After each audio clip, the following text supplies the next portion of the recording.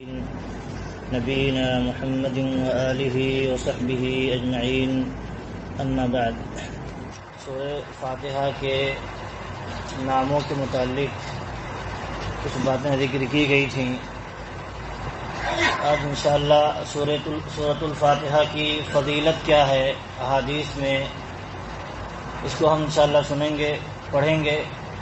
سب سے پہلی چیز یہ ہے کہ سورہ فاتحہ یہ قرآن کی سب سے عظیم ترین سورت ہے۔ اس سورت سے بڑی یا عظیم سورت معنوی اعتبار سے کوئی سورت نہیں ہے۔ اللہ کے نبی صلی اللہ علیہ وسلم کی اس حدیث سے معلوم ہوتا ہے، ابو سعید ابن معلی رضی اللہ عنہ کہتے ہیں کہ میں نبی صلی اللہ علیہ وسلم کی مسجد میں نماز پڑھ رہا تھا اور رسول اللہ صلی اللہ علیہ وسلم کا گزر میری طرف سے ہوا، اور نبی صلی اللہ علیہ وسلم نے مجھے پکارا، فلم اجب حتی صلیت۔ جب پکارا نبی صلی اللہ علیہ وسلم نے، میں نماز کی حالت میں تھا، تو اس حالت میں نبی صلی اللہ علیہ وسلم کی پکار کا جواب نہیں دیا یہاں تک کہ میں نماز مکمل کر لیا۔ نماز مکمل کرنے کے بعد کہتے ہیں میں نبی صلی اللہ علیہ وسلم کے پاس آیا تو نبی صلی اللہ علیہ وسلم نے کہا کہ تجھے کس چیز نے میرے پاس آنے سے یا میری بات سننے سے روک دی تھی؟ تو انہوں نے کہا کہ اے اللہ کے رسول، میں نماز پڑھ رہا تھا۔ ایک یہاں منہج معلوم ہوتا ہے کہ جیسے کسی سے کوئی غلطی ہو چکی ہو، ہم کسی کو کسی خاص کام کے لیے بلانا چاہتے ہوں، لیکن اس سے پہلے اس سے کوئی غلطی ہو گئی ہو اس کے سامنے، تو پہلے اس غلطی کی اصلاح ہونی چاہیے، اچھے انداز میں، بہتر طریقے پر اس غلطی کی اصلاح ہونی چاہیے۔ پھر آپ جو مقصد بیان کرنا چاہتے ہیں، جو اصل چیز بیان کرنا چاہتے ہیں، وہ آپ بیان کریں، کیونکہ اس سے منہج معلوم ہوتا ہے، طریقہ معلوم ہوتا ہے۔ اللہ کے نبی صلی اللہ علیہ وسلم دیکھیے، انہیں کسی خاص مقصد کے لیے بلانا چاہتے تھے، لیکن نماز کی حالت میں تھے، جواب نہیں دیا، تو وہاں ان سے یہ غلطی یہ ہوئی کہ نماز کی حالت میں نبی صلی اللہ علیہ وسلم کی پکار پر جواب نہ دینا، یہ غلطی ہوئی۔ تو نبی صلی اللہ علیہ وسلم نے انہیں دیکھیے پہلے تنبیہ کی، غلطی کی اصلاح کی۔ اللہ کے نبی صلی اللہ علیہ وسلم اپنے امتیوں کی تربیت دیکھیے ایسے کر رہے ہیں کہ پہلے یہ کہا لبیک، میری پکار پر تم نے لبیک کیوں نہیں کہا، جواب کیوں نہیں دیا، کیوں آئے نہیں میرے پاس جب میں نے بلایا تھا؟ نبی صلی اللہ علیہ وسلم جانتے تھے وہ نماز میں، وہ سامنے سے گزرے تھے، پاس سے گزرے تھے۔ کہا انہوں نے کہ میں نماز میں تھا اللہ کے رسول صلی اللہ علیہ وسلم، یعنی عذر پیش کیا، ایسا لگا کہ یہ عذر ہے، نبی صلی اللہ علیہ وسلم کے ہاں قبول ہو جائے گا۔ لیکن دیکھیے جو عذر قابل قبول نہیں ہوتی ہے وہ کسی حال میں قبول نہیں ہوتی، عذر جو شرعی ہوتی ہے وہ قبول ہوتی ہے۔ خود سے اگر عذر انسان سمجھ لے یہ مجبوری ہے، یہ عذر ہے، وہ قبول نہیں ہوگا۔ ہاں شریعت کی روشنی میں اگر عذر ہے تو وہ قبول ہوگا۔ تو کہتے ہیں کہ میں نماز میں تھا اللہ کے رسول صلی اللہ علیہ وسلم، تو دیکھیے نبی صلی اللہ علیہ وسلم ان کی عذر کو اس قبول نہیں کرتے، کیونکہ یہ قابل عذر نہیں ہے۔ کہتے ہیں کیا اللہ رب العالمین نے یہ نہیں کہا ہے یا ایھا الذین آمنوا استجیبوا للہ وللرسول اذا دعاکم لما یحییکم؟ اللہ رب العالمین نے یہ تنبیہ نہیں کی ہے، یہ حکم نہیں دیا ہے کہ جب اللہ اور اس کے رسول تمہیں بلائیں تو تم ان کی پکار پر لبیک ہو۔ کس چیز کی طرف بلاتے ہیں؟ جس سے تمہیں زندگی ملتی ہے، انسان کی زندگی ملتی ہے، اصل میں دین اسلام پر چلنے ہی میں زندگی ہے۔ پھر آگے کہتے ہیں دیکھیے، پھر اللہ کے نبی صلی اللہ علیہ وسلم یہ تربیت ہے، سکھا دیے، منہج سکھا دیے، تربیت کر دیے، غلطی کی اصلاح کر دیے۔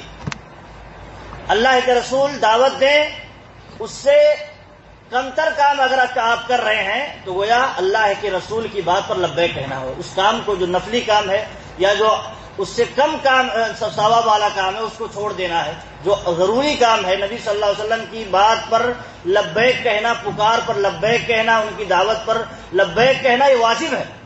اور اس کے مقابلے میں نفلی عبادتیں آئیں، سنتیں آئیں تو یہ سنت ہے، نفلی عبادت ہے، کرے گا تو ثواب پائے گا، نہیں کرے گا چھوڑ دے گا تو گناہ نہیں پائے گا۔ لیکن کیا ہے، اگر واجب کو چھوڑ دے گا تو گناہ پائے گا۔ تو اسی لیے اللہ کے نبی صلی اللہ علیہ وسلم نے یہاں اپنے امتی کی تربیت فرمائی کہ واجب جب آ جائے تو واجب کو پہلے فالو کرو، اس کو پہلے کرو۔ ایسے ہی آپ دیکھیں، ایک طرف والدین کی بات ہو اور ایک طرف نفلی عبادت ہو، والدین کی بات ہو ایک طرف نفلی عبادت ہو، تو کس کو مقدم کرنا چاہیے؟ والدین ہمیں بلا رہے ہیں کسی کام کے لیے، انہیں ہمارے سپورٹ کی ضرورت ہے، یا کوئی اور کام ہے بلا رہے ہیں، تو ہم نفلی عبادت میں مشغول ہیں، تہجد پڑھ رہے ہیں یا کوئی اور عبادت کر رہے ہیں جو نفلی ہے، تو صورت میں کیا کرنا چاہیے؟ وہ عبادت جو نفلی آپ کر رہے ہوتے ہیں اس کو چھوڑ دینا چاہیے۔ اس کی مثال آپ دیکھیں، جریج کے واقعے میں موجود ہے۔ وہ بڑے عبادت گزار تھے، اللہ کی بندگی کرنے والے بندے تھے، علیحدہ ہو کر کے اللہ کی بندگی کرتے تھے۔ ان کی ماں آ کر کے اپنی کسی حاجت کے لیے انہیں بلاتی تھی۔ تو آپ دیکھیے، یہی جب علم کم ہوتا ہے تو وہیں سے انسان پھسل جاتا ہے، کسی اور رخ پر چلا جاتا ہے۔ تو عبادت گزار تھے لیکن علم کے ساتھ ہونا چاہیے تھا۔ علم تھا ان معاملات میں جو عبادت کرتے تھے، لیکن اور جو معاملات میں کس کے ساتھ کیسا تعامل ہونا چاہیے وہ علم نہیں تھا۔ تو کہتے ہیں یا ربی امی و صلاتی، اے میرے رب، ایک طرف میری ماں ہے اور ایک طرف میری نماز ہے، اب میں کیا کروں؟ ان کے پاس آپ دیکھیے، انسان جب علم نہیں ہوتا ہے تو اس کے لیے حل نہیں ملتا، حل کیا کرے؟ اب سوال کرتا ہے، وہ الجھاؤ میں پھنس جاتا ہے۔ ایک طرف میری ماں ہے اور ایک طرف میری نماز ہے، اے رب میں کیا کروں؟ وہ اللہ تعالیٰ تو کوئی جواب نہیں دینے والا ہے، وہی تو نازل نہیں ہوتی ہے کسی عام انسان پر۔ تو ایسے ہی کئی بار واقعہ پیش آیا تو ان کی ماں ناراض ہو کر کے بد دعا دے دی، اور بد دعا دی تو کسی خاص وجہ سے تھی، ان کی نافرمانی ہوئی تھی، اس لیے انہوں نے بد دعا دی اور اللہ رب العالمین نے ان کی بد دعا قبول بھی کر لی۔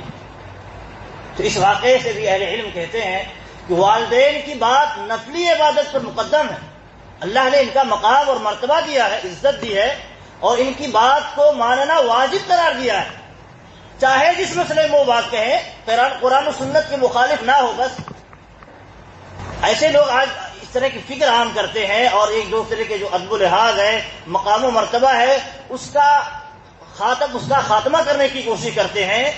کہتے ہیں کہ ماں باپ بلا رہے ہیں کسی کام کے لیے تو کیا اس کی قرآن و سنت سے دلیل ہے؟ نعوذ باللہ، یہ کیا کافی نہیں ہے کہ اللہ رب العالمین ماں باپ کی اطاعت کو واجب قرار دیتا ہے؟ یہ کافی نہیں ہے؟ ان کی اطاعت کو کسی بھی مسئلے میں وہ بولے، قرآن و سنت کے خلاف نہ ہو، بس یہ اصل ہے۔ قرآن و سنت کے خلاف وہ بات نہ کہیں، کوئی بھی حکم دے، اور تو دنیاوی مسئلے میں ہو، دین کے مسئلے میں ہو، لیکن کتاب و سنت کے مخالف نہ ہو تو ان کی بات ماننا واجب ہے۔ ایسے ہی شوہر کی بات ماننا ایک بیوی پر واجب ہے۔ اسی لیے اللہ کے نبی صلی اللہ علیہ وسلم نے کہا کہ اگر شوہر موجود ہو گھر میں تو آپ اس کی اجازت کے بغیر نفلی روزہ نہیں رکھ سکتی، کیونکہ شوہر کی بات ماننا واجب ہے اور نفلی روزہ رکھنا یہ مستحب ہے، سنت ہے، سنت کا کام۔ جب واجب آ جائے، ایک زیادہ ضروری کام آ جائے تو ہلکے کام کو اس پر مقدم کرنا چاہیے، واجب کام کو، کیونکہ گناہ مل جائے گا۔ تو یہ منہج معلوم ہوتا ہے، دیکھیے یہ سمجھ، یہ فقہ معلوم ہوتا ہے شریعت کے اصول سے۔ دیکھیے ہر ایک کا اپنا اپنا درجہ ہے، اسی درجے میں اس کو رکھ کر کے ہم اگر کام کریں گے تو فائدہ ہوگا، ورنہ اس درجے کو اوپر اٹھا دیں، جو چھوٹا ہو بڑے پر فائل کر دیں، اور جو بڑی چیز ہو اس کو نیچے کر دیں، تو پھر وہ الٹا پلٹا ہو جائے گا، معاملہ درہم برہم ہو جائے گا اور انسان فتنے کا بھی شکار ہو جائے گا۔ کچھ باتیں انشاءاللہ تعالیٰ آئیں گی، وقت ہو گیا۔ اللہ رب العالمین سے دعا ہے کہ اللہ رب العالمین جو کچھ ہم سنتے ہیں اس پر ہمیں عمل کرنے کی توفیق دے، آمین۔ السلام علیکم ورحمۃ اللہ وبرکاتہ۔